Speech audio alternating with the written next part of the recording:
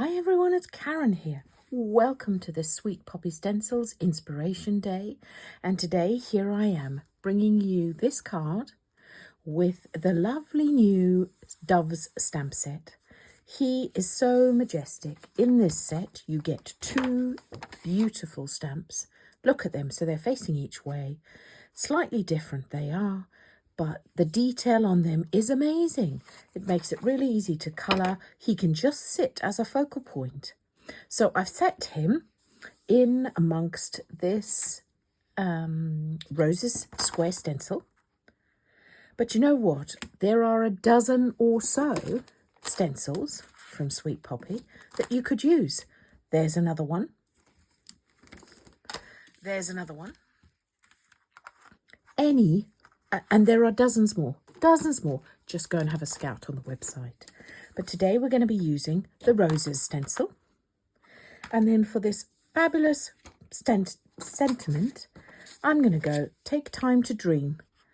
That comes from this set, which is Everyday Favourites. And look at the choices that you've got here. So we will get started. It's going to be super fun and super easy. I'm using stencil brushes. I love them. They get in really into the nooks and crannies of these metal stencils. And the colours that I'm going to be using Distress inks today. And I've got Picked Raspberry, Shaded Lilac, Wilted Violet, and then Tumbled Glass. And I'm going to show you, we're going to use the tumbled glass in a slightly different way than we use the others. But that is what we're doing. I'm just using, and then I've stamped it and the sentiment in VersaFine Clair Nocturne. So let's get started. So the first thing that I'm going to do is I've got a metal plate here. And I'm going to use, I've got white card underneath there.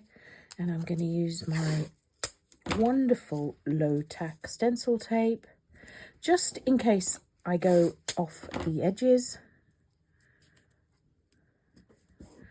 There we go. And I do tend to use this a couple of times actually, but here we go. Super easy. I'm going to take Picked Raspberry first, and one of my stencil brushes, I'm going to use the big one only because that's what I've got. I've got pink on it already. I'm going to load up my brush, and then I'm going to use this circular motion the whole time, really softly. Now we're going to come in with the pink and the violet and a little bit of Shaded Lilac. So can you see what I'm doing here? I've slightly got a bit of pink here, I've left a gap, another pink here. So that's what you're going to do over your entire stencil. Just leaving gaps, not being too hard with it. And then I'm going to come in with Wilted Violet and my other stencil brush. Now, you could use the same stencil brush. Just use a bit of a cloth, wipe it off, and you're good to go. But I do have two, so I am going to mix them up. And again, I'm just going to bring it in different areas on this stencil.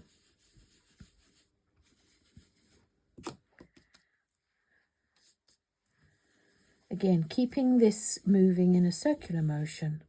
I like to hold it close to the head because then I get a bit more control. And I can feel the pressure that I'm applying.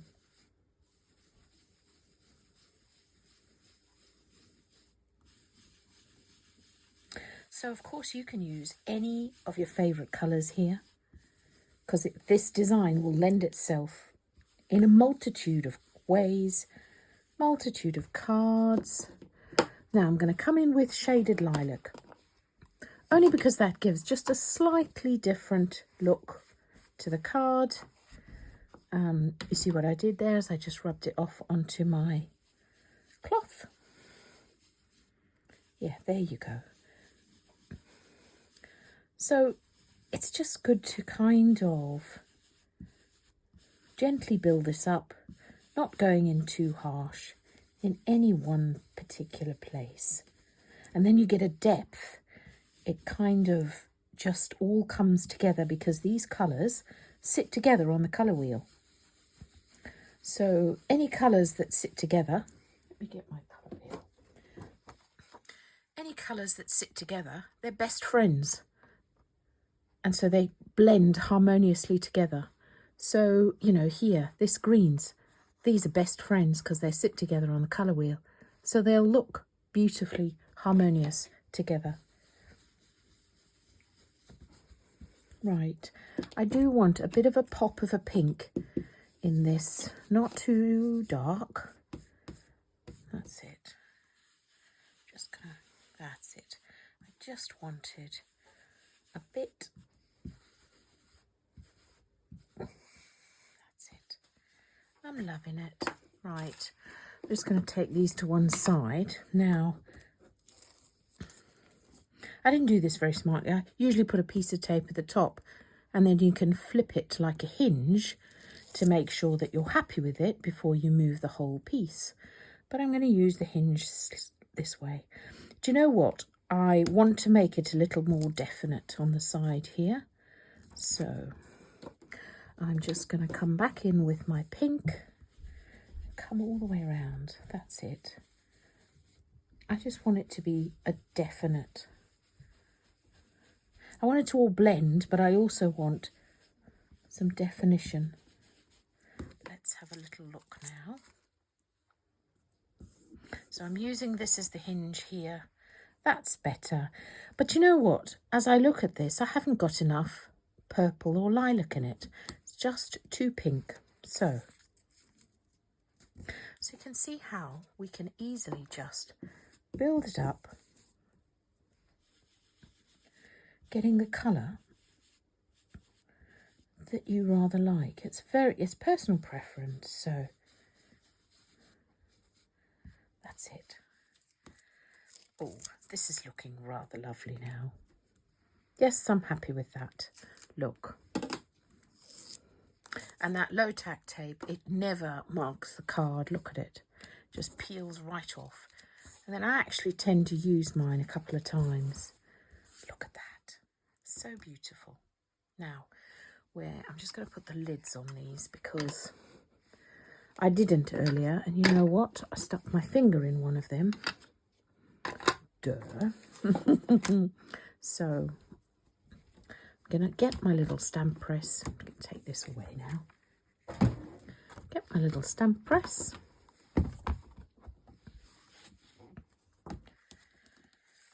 Pop him in the corner like that.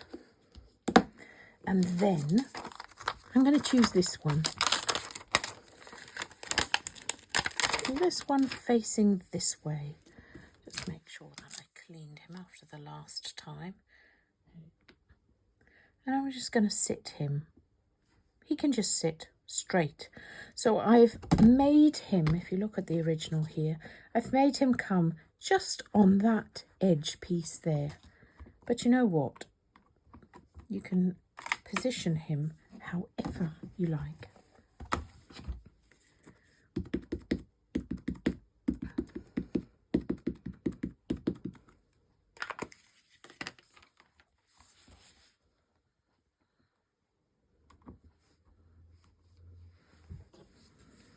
Got one of these blackboard erasers which gives me a nice smooth press down.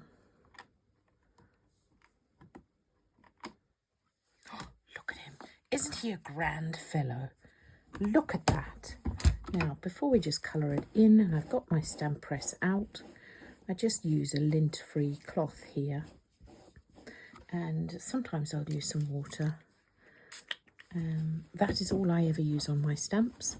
I did see somebody ask the other day, and that is exactly how I clean my stamps. And then I'll just put it straight away, ready for the next time. Now we're going to come in with our sentiment, and as I said, look at that choice that you've got here. But I do like this one. Take time to dream. So we're going to pop him in the corner there. And just like that, Gives you a good balance. Onto the card. Do you know, even this card would lend itself. You could do it with one of the lovely Christmas apertures. You could even use it as a sympathy card.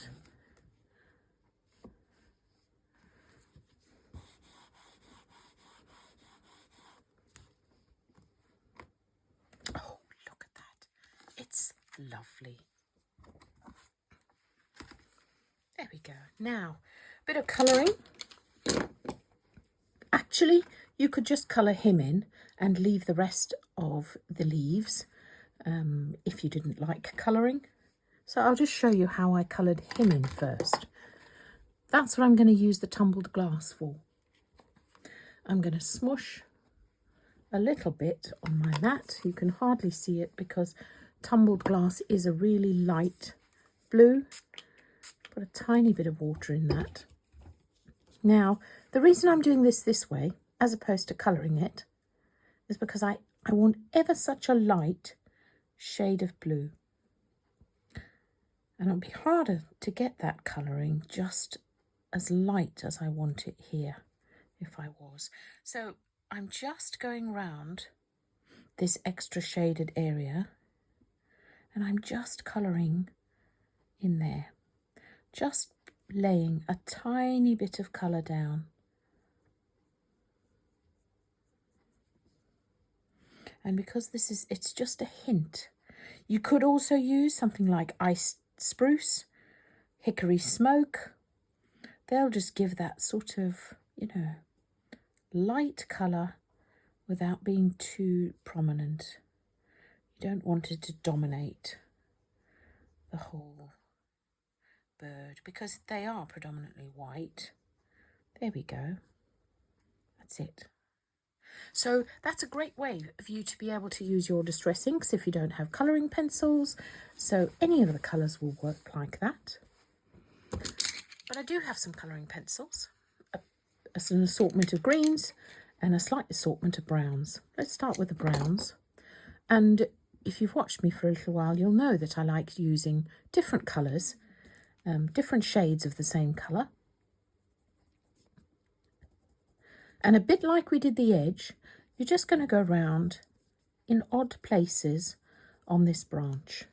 That's with colour 1. I'm going to do this with colour 2. And then colour 3, we'll just join it all together. And you can see I didn't overthink that. Which one shall I use? No, because they all are the same shade. So they'll all blend really nicely together. So you can see, just like a branch, you do have that variation in the wood. So there we have it. And I'm going to do the same with my greens. These are pretty small leaves. So again, you don't have to be too careful. The detail on them is amazing. You get these lovely little lines and then a bit of shading. Great artistic work here.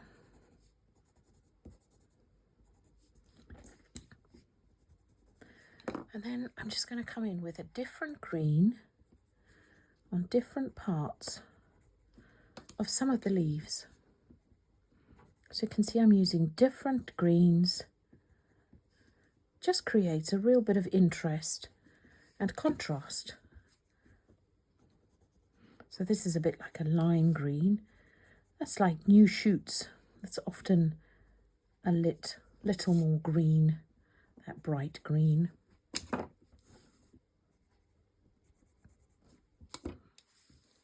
And it sort of lifts the whole leaf, really. There you go. By being a bit brighter. There we go. I love him. Now, I'm going to use one of the browns that I used. I'm going to use this orangey one, a tiny bit for his beak. And then, which of these? This was the brownier one. Tiny bit of this for his feet. But I don't want it to be too overpowering. So just really, there we go. And there he is. Isn't he such a majestic creature? And then what I did was, as I just layered that topper onto, actually I chopped a bit down there to give a smaller border, and then mounted it onto my coloured card. So there you have it. Thank you so much for watching. I hope you enjoy the rest of the day. And until the next time, bye for now.